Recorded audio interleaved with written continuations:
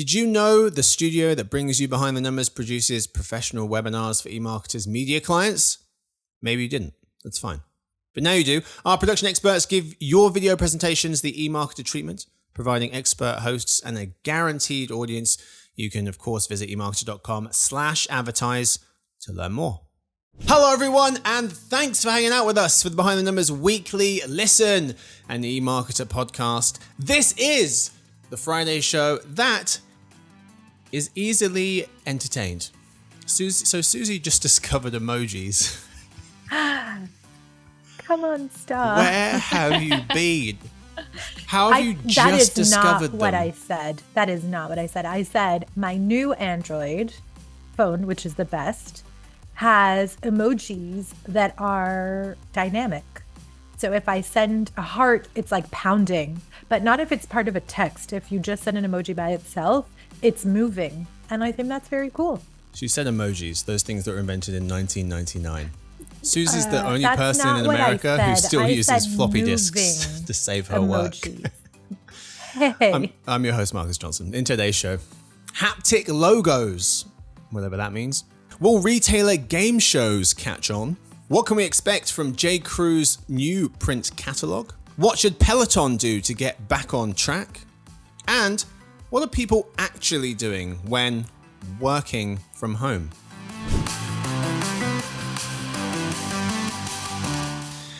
Join me for this episode. We have three people. Let's meet them. We start with our Vice President of Content and the person who heads up our retail and e-commerce desk. Based in New York, it's Suzy Davidkhanian. Hello. Thanks for having me back. Hello there, of course. We're also joined by one of our senior analysts on that very retail team. He is also based in New York, and his name is Blake Droesch. Hey, everyone. Good to be here. Hey, chap. And finally, we have our principal analyst who covers everything retail media based in that same city. It's Sarah Marzano. Hi, Marcus. Thanks for having me. What do we have in store for you today? We have a story of the week. We will have a game today, and we end with some random trivia. But we start, of course, with the story of the week. All right, we're talking about haptic logos. I'll try to explain. MasterCard enters a new frontier in sensory marketing, a haptic logo, writes Rebecca Stewart of Adweek. Haptic technology uses pressure and signals to replicate the signals human nerves process when we touch something. So that's what haptics are. Adweek's Miss Stewart explains that the brand is debuting, MasterCard, a haptic logo, a distinctive series of vibrations that customers will feel, quote unquote, via their phone when shopping online or using a payment terminal. The goal here is to reinforce the brand and reassure customers when a transaction is pending at checkout, as the vibration is synced with MasterCard's sonic logo. That's the jingle that you hear when the brand appears on the screen, like the McDonald's da-da-da-da-da, like that one. It will initially launch in Latin America and Eastern Europe. Blake, I'll go to you first. Sure. Haptic logo. What was that? I said sure. Okay, good. Thanks for agreeing.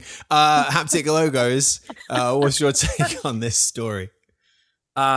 So when we were discussing this story behind the scenes before the recording, I said that I had a great analogy as to why I think this is going to work.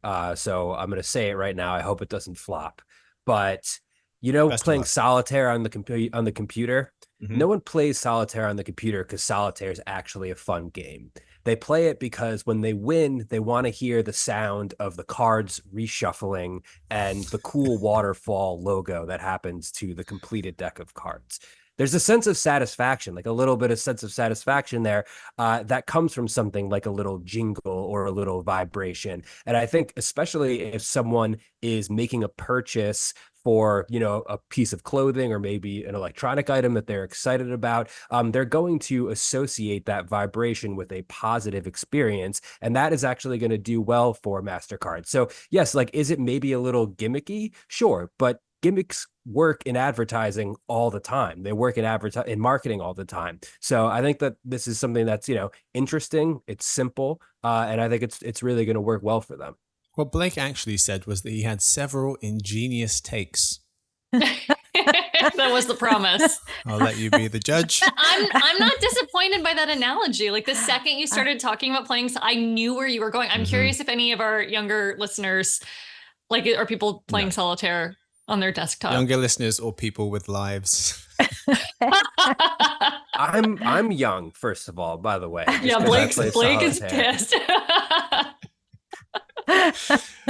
It's a fair take, though. Suzy, so the thing, though, agree? is it's not new, right? There are lots of brands that use senses, one of the 5 senses, to make sort of an association that's emotional to help breed loyalty. What I don't know enough about is how is this sound? I mean, I know it's the MasterCard sound, which I'm not very familiar with, though I do have a MasterCard. I haven't heard the MasterCard sound.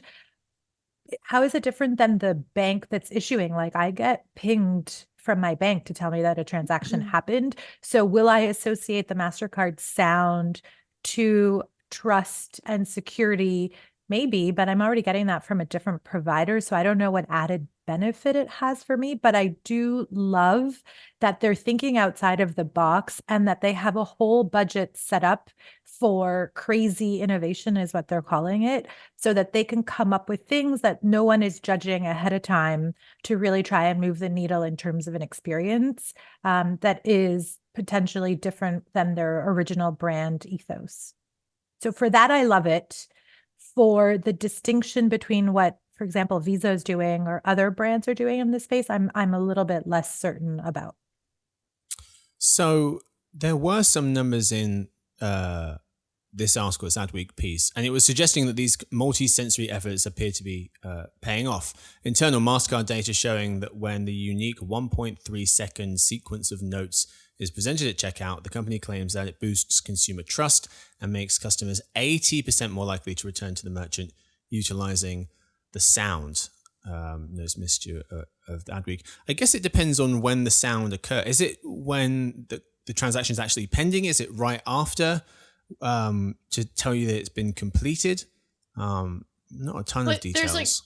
There's like 2 different, like there's the sonic, confirmation, which is like a sound that plays. And then there's the haptic, which is like a vibration that happens on your phone. And I was reading that like they launched their Sonic logo 5 years ago or so, and they're joining like Visa, and I think it was American Express had done the same, but it hasn't really caught on here for a slew of reasons. Like at retail, a lot of the terminals weren't equipped to sort of play a sound, and that's how it was designed, was for like the terminal that was owned by the retailer to play it.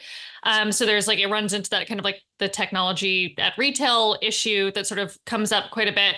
And also like retailers didn't want the sound playing in their spaces, right? Like they were seeing it as disruptive. So I thought what was interesting about like the notion of a vibration is, first of all, it sounds like it's designed with mobile phones in mind, with purchases made on mobile phones, like whether that's online or at a payment terminal.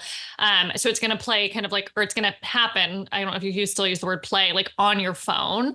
And it does feel new and interesting. And I think it's a nice way to sort of continue this sort of multi-year endeavor that MasterCard has undertaken to really lean in on multi-sensory marketing. I'm not sure what working necessarily means. I'm curious, like if consumers are going to like it or find it disruptive and mute it. But I definitely think it's interesting. And Suzy, I agree with you that I loved the idea that they have a budget set aside for innovation. So it's less about climbing an uphill battle to sort of court dollars. It's more about like, hey, we're going to play, we're going to experiment, we're going to do some new things and try things out. Yeah, and I think, to Suzy's point, it is like they're trying a lot of ways to sort of like build their brand to overcome the fact that, they really are, they're not the issuer. So they're not necessarily the brand that is directly associated in the mind of consumer with the, the payment or the credit card. And I think that probably is driving, sort of a lot of the motivation as to why they're looking for new ways to sort of stand out as a brand. And I think that's smart.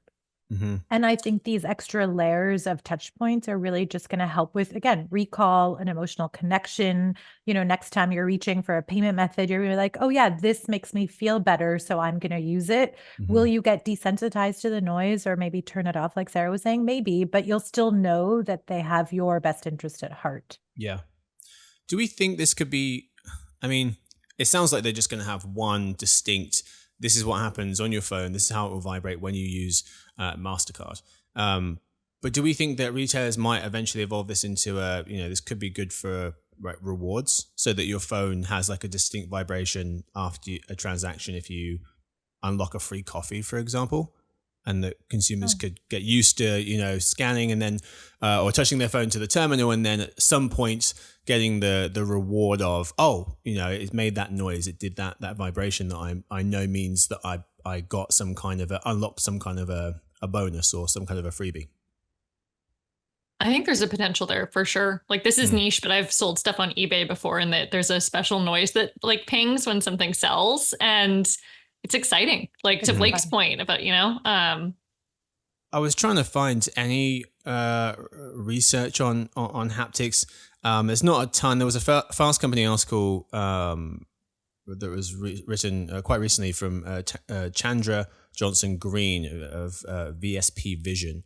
That's the company name. And they were noting this concept of the Internet of Senses, which encompasses technologies designed to enhance and digitize sensory experiences. So AR, VR, AI.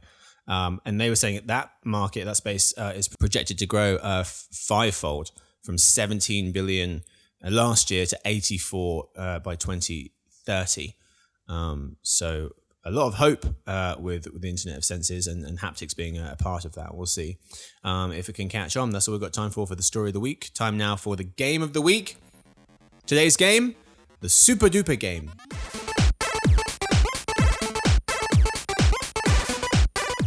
How does it work? 3 rounds. Today we have the random scale, fill in the blank, and pretend CEO. The better the answers, the more points you get. Pretty simple. We'll start with round 1. Let's go Sarah first. For the random scale, where folks have to tell me about the chances of something happening using the random scale. And the story is Amazon's new Shark Tank style show gives winners prime placement in its stores, writes Jessica Tunkel of The Journal. The Retail Giants competition show, debuting at the end of October, will feature entrepreneurs pitching their products to an audience and a panel of judges, including Amazon executives, like its VP of US ad sales and the Ring Smart doorbell creator whose company Amazon bought, as well as celebrities like Goop founder Gwyneth Paltrow. These will be some of the judges. Contestants get 90 seconds to pitch their invention to a studio audience, and the judges as well, who vote on whether the product should go to the judges. Shark Tank meets the home shopping network, explains Miss Tunkel. Finalists will have their wares sold in a new Amazon Buy It Now online store, and the episode winner collects 20 grand. Sarah, will retailer game shows like Amazon's Buy It Now catch on? Today's scale is hell no. It will work for Amazon, but no one else. Or give it time, and others will pop up.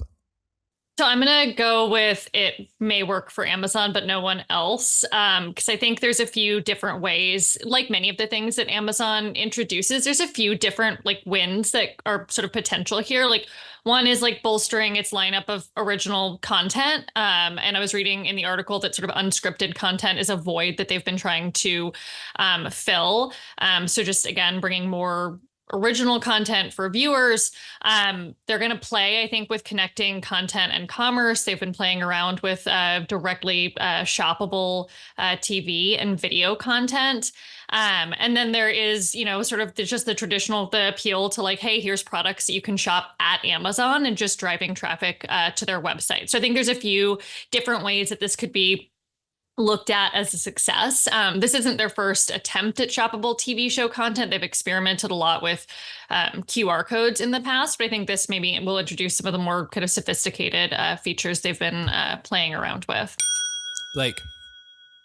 I'm going to say hell no, it's not going to work.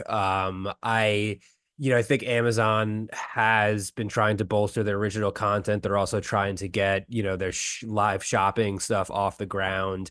The live shopping stuff has not worked. I don't think putting a bunch of Amazon executives forward as potential TV personalities is going to be any success at all. Maybe they'll be able to, throw enough money at cash-strapped celebrities like Gwyneth Paltrow will be able to, come on the show and actually attract viewers in any way. But if you think of Shark Tank, it's about the the products that they're selling, but it's just as much about the personalities of the judges as well. And I don't think this and that Amazon exec is going to be able to bring in eyeballs.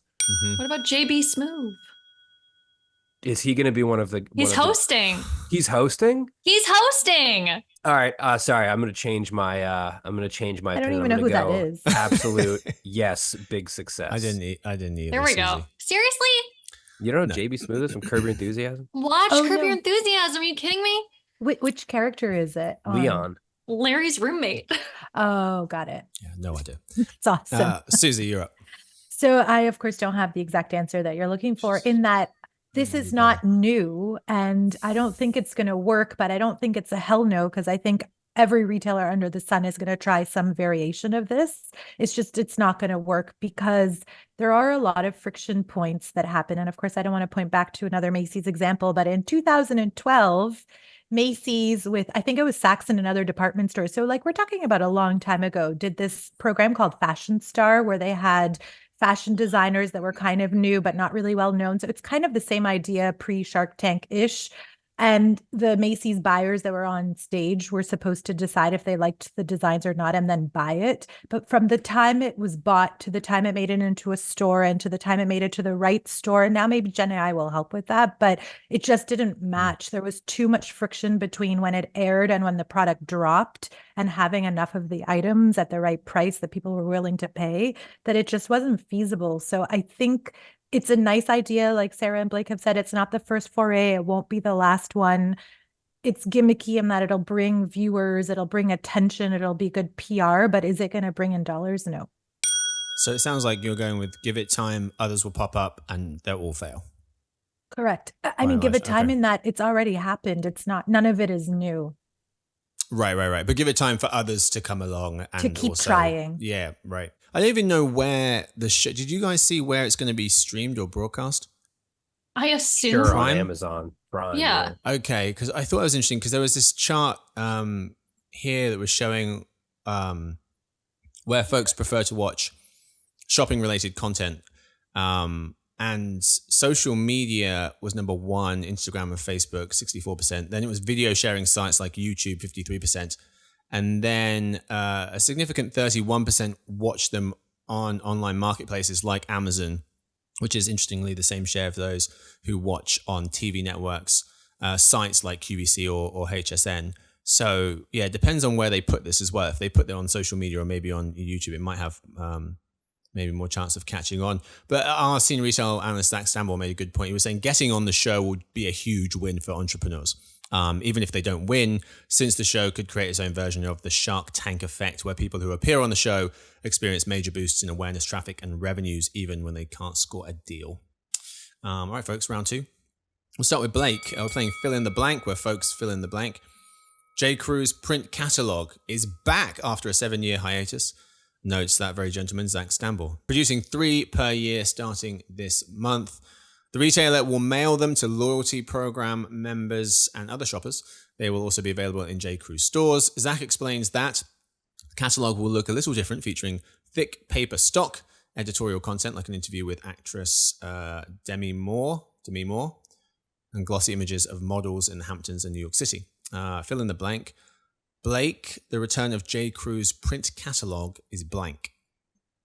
Good for J. Crew, but not necessarily good for anybody else. Okay. I think J. Crew has, the magazine has the catalog has some history. It has some cultural cachet that I think probably lends itself to sort of like the early aughts revival that's happening in fashion right now. So I think it's smart of them as an attempt to revitalize their brands, reach a younger audience with sort of a little bit sort of a nostalgic-esque, sort of play at reviving print, which I think is good, sort of given what their brand represents and what it's all about. But I think, Gap, putting out a print catalog, or Banana Republic would, do nothing for them. Okay. Suzy. The return of the J. Crew print catalog is expensive nostalgia. Just like Blake said, it's a very hot trend now. What was old is new again, but all of these newer trends, new old trends have been reinterpreted. And so I think J. Crew is doing a cool thing with this idea of it being like a magazine. Even magazines aren't really in anymore, right? So it's like a glossy magazine. It's like bringing the online world in real life. Everybody is interested in these editorialized content more and more now. It's like influencers sort of meet catalog and purchasing, changing the path to purchase sort of, again, not super linear. You didn't even know you needed something and all of a sudden you're calling it in and buying it or going onto their website. So I think it's really cool. Memories do sell. And I like that they're very specific in who it's going to, because it sends this message of limited availability and you're important to us. But I think it's a little bit tone deaf because of sustainability. So yeah, they went from a gazillion to 3, but I think they probably, if they had just done 1, they would still have that same sort of impact of the nostalgia without wasting so much paper. By a bazillion, Suzy means 13. I've gone from 13 remember. to I didn't want to say the wrong number. But it was once a month, and now it's just 3 a year. Sarah. I love this move. And I think maybe it appeals just like specifically to me. Like, I am someone who has a lot of nostalgia for that time in J. Crew's history. And I think they're sort of right to recognize like they once occupied such an iconic place in American fashion, but they sort of famously, in retail at least, lost their way. They tried to do too much. They had these big aspirations. They were at Fashion Week. They sacrificed this connection they had to the core customer they were originally meant to appeal to. And I think they've made some really smart moves. They brought over Libby Waddle from Madewell. They have a creative director that has a great following on social media, Olympia Gayo. And I think they're tapping into this nostalgia in a few smart ways. So Demi Moore, who's very iconographic of that time, tapping into the energy around vintage J. Crew. So the interview with Demi Moore talks about her vintage collection, and they're bringing it into their merchandising as well. So they've got capsule collections of iconic vintage J. Crew products that they're doing like a drop style with. And I think the magazine or the catalog is a great way to kind of tie that together. All really good points. Zach made this one as well, which I wanted to quickly bring up, saying that the catalog will help with controlling the story that you want to tell, because they're linear in nature and allows brands to tell a clear, coherent brand story in a way that's relatively difficult in other channels. Because if someone goes to your site, you can try to steer them in a certain direction or anticipate where they're going to go, what they're going to do first, but this allows you to tell a very clear story. All right, gang, let's move to our third round. It's Pretend CEO, where our contestants pretend to be a CEO. For this round, we're talking about Peloton's next move. Katie Dayton of the Wall Street Journal writes that Peloton's comeback marketing plan will involve less bike, fewer promos, and more men. She notes that its new-ish CMO, Lauren Weinberg, who joined the company in January, is preparing a marketing campaign designed to return to relevance a company that spent the last few years rising itself following a pandemic boom and bust. In August, the connected fitness company reported its first rise in sales in over 2 years. Ms. Dayton says the new ads will try and convey that Peloton is a suite of services for a range of customers with varying fitness goals. We'll start with Suzy for this one. If you were CEO for a day of Peloton, what would you do as the pretend CEO to get Peloton back on track? So I think too ambitious for one day, but one of the things I would recommend is that they start thinking about more locations. There aren't a lot of studios. And we know that during COVID, everybody was stuck at home and doing the bikes and other sort of like magic mirror-y kind of activities from home. They transitioned that to, you don't need an expensive bike, you can use an app. But what I think they're missing is that sense of community in real life that they have built on the bikes. Like I have friends who come from Chicago and from Toronto actually to go to the studio here who are fan people, boys and girls, men and women, big fans of some of the instructors, but I just don't think they have that right amount of space in real life space. As far as the new marketing campaigns are concerned, acquisition is hard. I think it's important to think about all the different segments, but I think it's critical. So another thing I would do is make sure that we don't alienate the core customer and that we truly can segment and personalize messages to the right person at the right time. Sarah, pretend CEO for Peloton. Yeah, so I continue to be fascinated that Peloton didn't have as much of a game plan for the world post-pandemic. I agree with Suzy in some ways. I was sort of considering more studio spaces, but I think another thing that they could do, there's a lot of customers who bought the Peloton bike during the pandemic and are now reevaluating whether that it makes sense to take up that space, right, in their living, whatever their living situation is. But I think there's ways to reinforce the value of the monthly membership and double down on like the strength of that equipment through partnerships. So think through where people are spending their time. Think through, is there an opportunity to have Peloton bikes available at airports, have them available at more hotels, right? Make it very publicly sort of like easy to understand what hotels they're going to be available at. Companies are going into like return to office mandates, right? Could you do partnerships with larger corporate office buildings or luxury apartments? I think taking that strength of the physical equipment and making it more available to members wherever they're spending their time is what I would do. You said they a lot. I needed more we for you to get more. Yes, we, right. No, it's fine. Sorry. This It's is too late. me. I'm doing this. That's going to hurt your score. Blake, you're up. What my team and I at Peloton would do. Nice. Damn it. Very nice. My team, they do a tremendous job, by the way. I would introduce a wearable. I think that's the wearable is where the the fitness world is going, and Peloton needs to I think recenter their flywheel, and maybe it's not going to be around the bike, maybe it's around the app, which seems to be, a more dynamic part of the subscription, and people like to exercise, in a multitude of ways, particularly people who are really invested in health and fitness, which is, their core audience.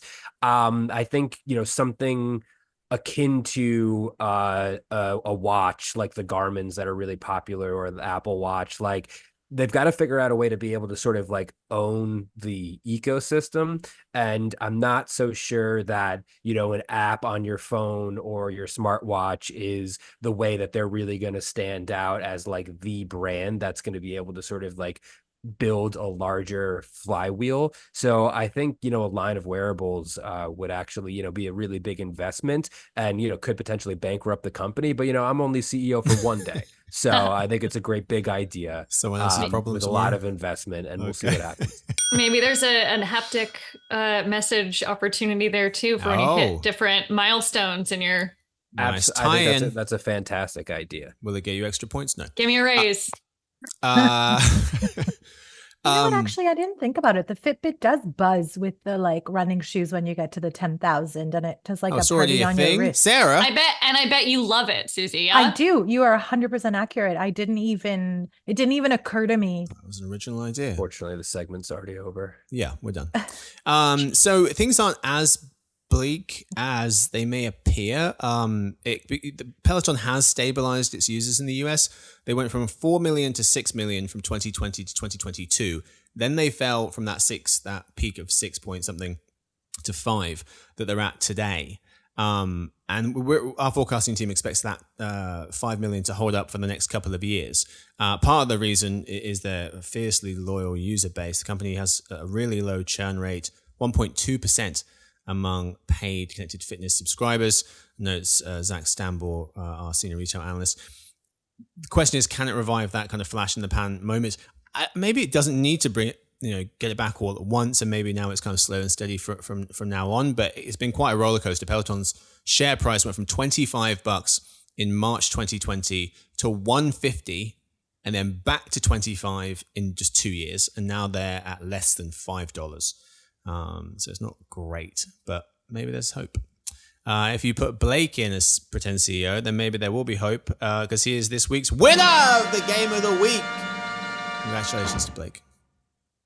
Thanks, Marcus. I just want to I want to thank the folks behind the scenes who never get enough credit. Stu, Victoria, Lance. Stuart you gets too guys much are credit. Ones who really make it happen. Honest. Yeah, You know, Victoria and Stu's Lance, he's all around a good guy though. You know, shows up every day with a smile on his face, and he's not keeping you know, score. You don't have to give him all his brings a lot of compliments. integrity. We have 5 minutes, so can we turn scorekeeper. Blake's mic off? It's not Keep going, it's not about the score. It's just that I just want to, give credit where credit is due. Okay. All right. I think Blake should always win. He does always win. A super duper game. He always wins. It's not even. This Blake is super duper. I don't want to be a Thanks, sore dude. loser, Appreciate it. but he wins every time. All right, gang. That's all we've got time for the game of the week. Today's last segment.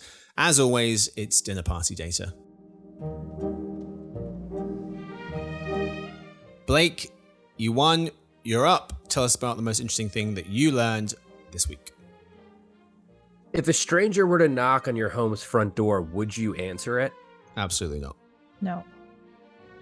Sarah? Yeah. Okay.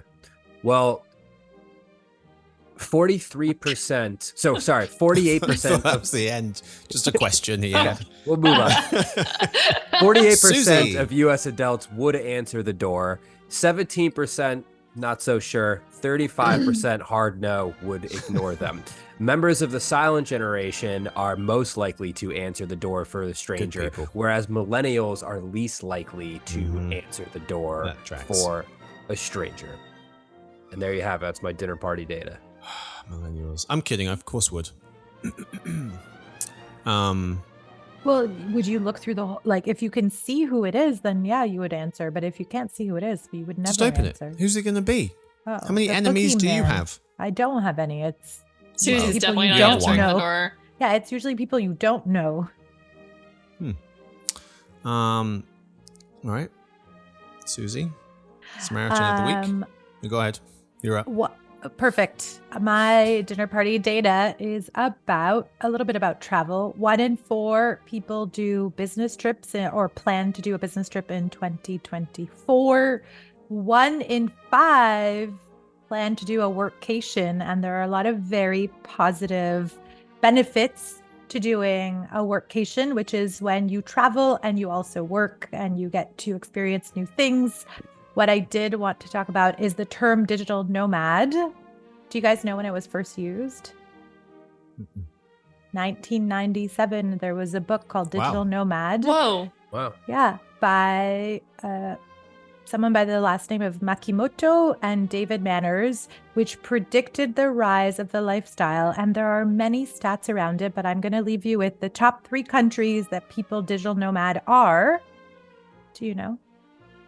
Where are they from, or where do they go to? Where digital they're going. nomad? US is the biggest. Millennials are the biggest. US is by far the biggest. Americans that do digital nomading. Hmm. Top I would 3 say countries. Mexico.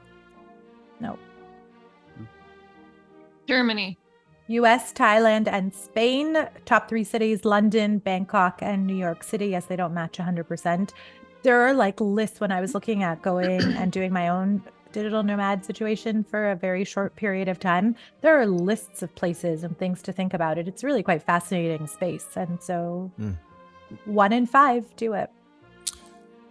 I'm now realizing I think I've been on workcation for the last 3 years. Okay. How nice for you. Yeah. It's been great. Sarah, you're up. All right. My dad gets credit. He sent me this news article. It is hard to find news that is not depressing. There's a new study from the Nature Ecology and Evolution Organization around observing octopuses, which is the plural. Octopi is not right, apparently, and fish who had been observed hunting together. And for years, it was sort of assumed that the fish were kind of freeloading off of the octopus because the octopus is the one killing the prey and then everyone's feeding off of it. But they were able to use like multiple camera angles and reconstruct what was happening to identify that the 2 or multiple different species were actually working together. So the fish were seeking out prey, presenting options to the octopus, and then the octopus was choosing and killing the prey, and everyone was benefiting with what the article called a first come, first serve feeding opportunity. But the other fun thing is that there were some fish that were freeloading, and when that happens, the octopus would punch them in the face, which is just fun. It's fun. Funny. Okay, so that's a bit better, but still bad. Are we sure that the fish weren't just like, oh, quick, the cameras are here. Look like you're trying. We're not sure. I will dig deeper on that for the next time. I I don't trust never him. come here. Never come. All right. Sarah's all right. Sarah's not coming back, folks. This is her last episode. No. She's sick of losing on the It's game. been a good run. Suzy claimed I don't read. I did not say that out loud On camera.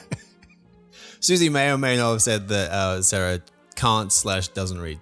That All is right, I've got not one what for you I real said. quick. What folks are That is not what actually all when she the does is cameras are read. off, Mad Suzy is a No, meanie. all she does is read, obviously. That's what I meant. Blink like twice she- if I need. All right, I've got one for you real quick. What folks are actually doing when working, air quotes, which I can do now because it's a video podcast from home. According to a recent workplace and culture study from SurveyMonkey. So 3 things for you. 1, folks are taking vacations without telling anyone. Sneaky. 32% of hybrid or remote workers admit to taking a quiet vacation, as it's called, at least once within the last year, or completing work while going on vacation without officially taking time off and telling their employer or manager. I've got to stop telling Stuart. I'm too honest. I'm telling him everything. Forget that. Quiet vacation, here I come. Number 2. What non-work activities are remote folks doing during the workday? Oh. Laundry. Laundry that's later. Oh, cooking. Laundry is errands, so that's second, I guess. First was multitasked on a work call or completed household chores. Actually, no, that is laundry and cooking. It could be said 46%, 33% ran errands outside of the home, 20% took a nap, 17% worked from a different location without telling anyone. Then it was watched TV and played video games, and then 4% of very brave people worked another job. Wow. Blake, Oh, industrious. what non-work I feel like the activities? line between a quiet vacation and a workcation is really that's really in the eye of the beholder, I think. What non-work activities? Last one. What non-work activities are remote folks doing during a video call? 29% will use the bathroom. 21% browse video social call? media. Yeah, camera off. They'll just go camera off. But someone's on video. Hopefully sound too. Yeah, everything. 21% of people browse social media. 14% did a little online shopping. 12% popped some laundry in. 9% cleaned the kitchen. 4% fell asleep. Stop. And 3% of the most brazen jumped in the shower. God. During a call? Yeah, just video and sound off, and then they were just like listening in, but they decided I to. will say one time during a podcast meeting, I made an entire full breakfast, and then came back, and Marcus was still talking. Okay, Sounds that about didn't happen. right. I mean, now you can say that because you already won. Yeah, that's true. What did happen though is Suzy thought it would be smart to try and record an episode from a boat once. Stop. That's a true not story. what True happened. story. That is not what happened. That I is think true. I think I heard about that. So Yeah. That's 100% true. Victoria, who edits the show, nearly had an aneurysm. That is not true. Furious. Anyway, that's all we've got time for today's episode before Suzy can refute it. Thank you to all my guests. Thank you to Suzy. Thanks for having me. Thank you to Blake. Absolute pleasure as always, Marcus. Have a great day. Pleasure's all ours, trust me. Thank you to Sarah, thanks for having me. being on her last episode. Thanks to Victoria, who edits the show, Stuart, who runs the team, Sophie, who does our social media, and Lance, who runs our video podcast. And thanks to everyone for listening in to the Behind the Numbers Weekly Listen and EMARKETER podcast. We hope to see you on Monday for the Around the World show hosted by Bill Fisher. He'll be speaking with Ethan Kramer-Flood, Manchung Chung, and Matteo Cervels, all about advertising bans around the world. Happiest of weekends.